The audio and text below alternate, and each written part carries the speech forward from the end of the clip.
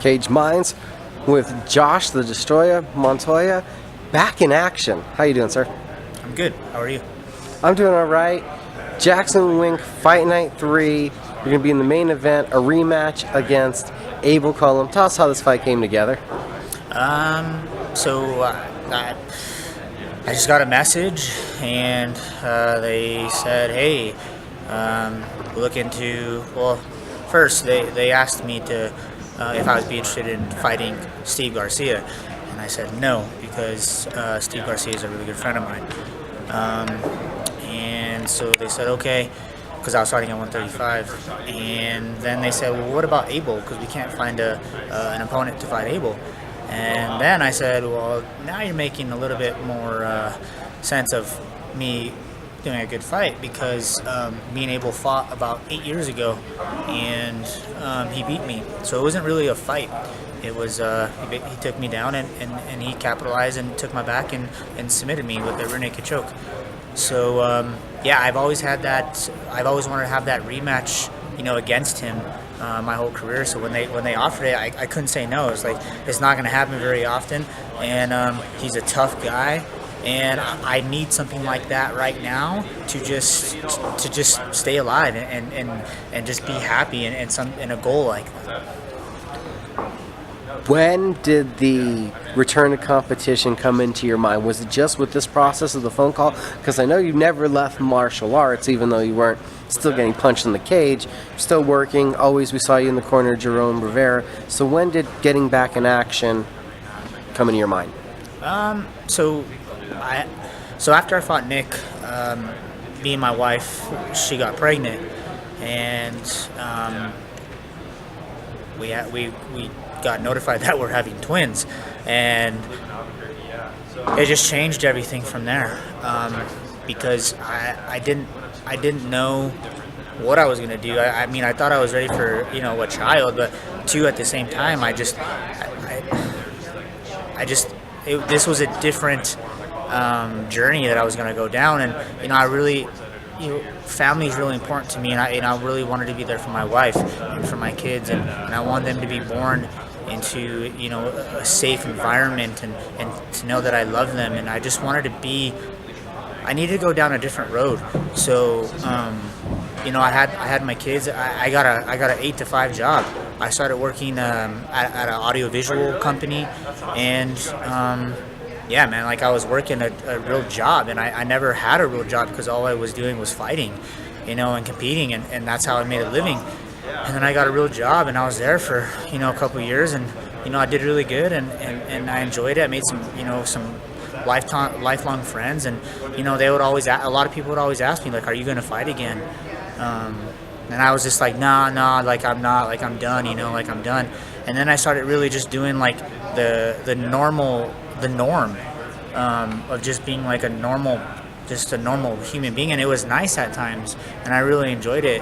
And then I just was like, man, like this is not who I am, and kudos to all the people that do it, man. You have all my respect and can do that, and I got nothing but respect for that, but it's just not who I am. And like I was at the zoo the other day, and I seen the zebra, and I just was so fascinated about the stripes on the zebra, and just like I thought to myself, like that zebra is supposed to be in the zoo, or not? It's not supposed to be in the zoo. It's supposed to be in the jungle, like in the wild, and like that's how I feel. Like I think this is just who I'm supposed to be doing, and maybe not just be fighting, but like just doing. I want to be uncommon with the uncommons, and that's just who I am. Like, so yeah, to answer your question, I don't know. I have a guy, Jerome Rivera, and I love that guy to death, man. He's like I love that guy, and we really worked our tail off on trying to just really get his career, and like guys with me, Phil Lujan, he's our manager. We have a management company. It's a Destroya MMA management company. We've been doing a lot of stuff with that, like with signing guys like Jerome and just taking care of them, and like guys like Jess Martinez, and I just so being around the guys in the gym, it just sparked it. Like maybe this is just who I am, and I'm just happier doing this way and just being healthier. So, yeah. How has being a father changed your view on martial arts, the fight game, training, etc.? Being a dad is it's the best gift I have ever had in my whole life, and I love my kids, Liam and Sophie, more than anything in this world, along with my wife Candace. And I'll tell you what, right now, man, like, they give me motivation to go train 3 times a day. They gave me motivation to wake up at 4 in the morning and get to the gym and go train for 2 hours before I got clients. They're everything for me, and it changed my whole life. And I do this for them, and not necessarily to make it, or I don't make it to the UFC or a big, like, I don't really care about that stuff. Like, I want them to know that their dad tried, and their dad went out on a limb and did, things that are scary, because I want them to be able to conquer things in their life when they do things. And so, yeah, it changed my whole life. Totally different alley going down now. We spoke of it earlier. You've had another rematch before where the guy defeated you. You came back to avenge that kind of mindset. What's your expectations, and what was the kind of fire that was lit in you when you heard Abel Cullum an opportunity to avenge a loss that was from a totally different fighter ago, so many years ago?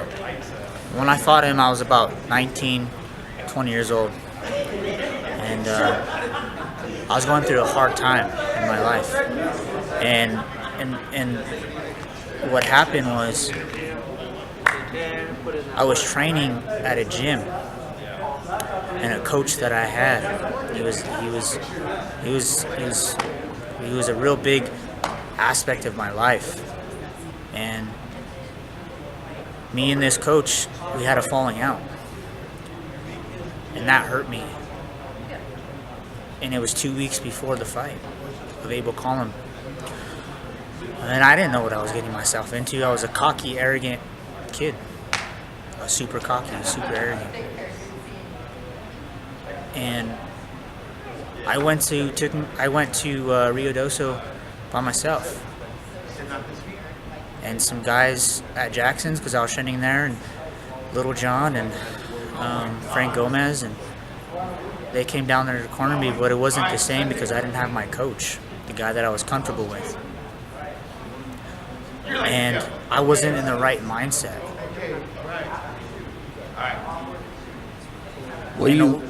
And over years, I've carried a lot of hate towards that person. But now it's not like that anymore. I'm super grateful of what that human being taught me, and I couldn't be more grateful, because without him I probably wouldn't be in this position, because he introduced me to this. And this time's different. And I fought Jason Sampson. Nobody wanted to fight Jason Sampson. He was 8-0 out of Texas, Division I wrestler, BJJ black belt. Nobody wanted to fight him. Scary looking dude, tough. But I was like, I'll fight him. So I fought him. And I made the same mistake. He caught me in an armbar. And right after the fight, I told everybody, I can beat that guy. I can beat him. I know I can. 2 weeks later, we got a call.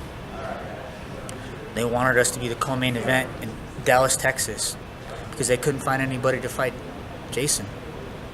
And now he was like 10-0, 9-0. He's just a little animal. He's an animal. He just beat me. And I didn't hesitate once. And I said, let's go. It was 2 weeks out. And I just remember me started running. Kept running, nonstop.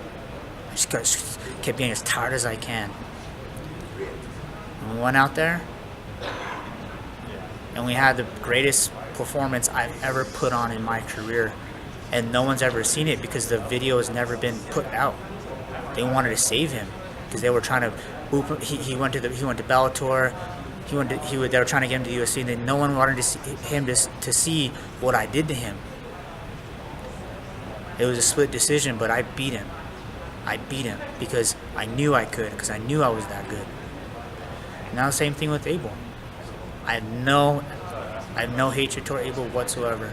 Not one. He's a nice guy. I just met his family. He met my family. But I know that I can beat him because I'm better than him. What do you look to accomplish June 2nd? I look to just be free, just be me, just have fun, enjoy the moment, ride the wave. Just be who I am. Have another magical performance that I know that I'm capable of. And whatever happens after that and in the fight, I don't care. I just want to show up, make the weight, do what I do.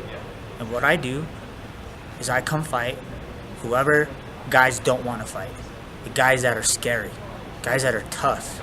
Because I want those guys. I want those guys. If it makes sense, let's do it. Give me a full training camp. I'm ready to go. I could fight right now. And still do what I have to do. But I'm gonna train even harder the next 6 weeks. So yeah, June, it can't even come even. It needs to happen soon. But I'm just gonna enjoy this ride. I'm gonna enjoy this wave, and I just cannot wait to make that walk again and just be free and express myself. Josh Montoya, happy to do another pre-fight interview with you, sir. Welcome back. Thanks.